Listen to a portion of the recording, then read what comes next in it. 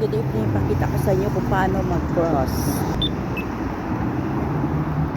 Kita nyo yung kamay na pula.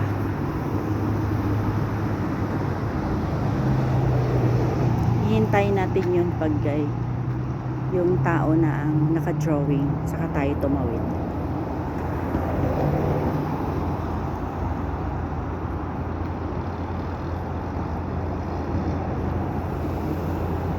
Ayan.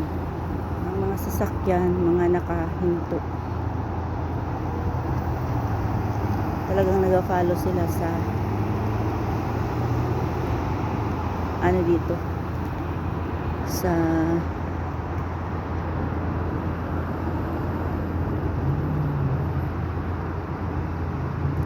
traffic rules and regulations, kasi ang mga stoplight dito ay may camera,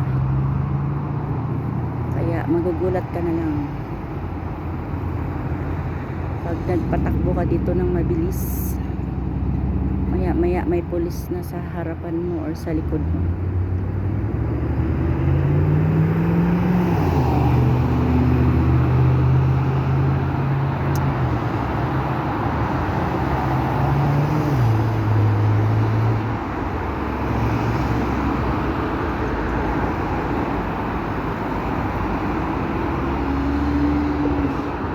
So hintayin natin na tao ang nakalagay doon sa may pulang kamay.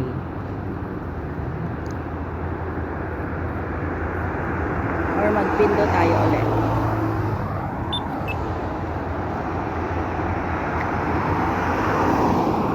Okay. Cross na tayo.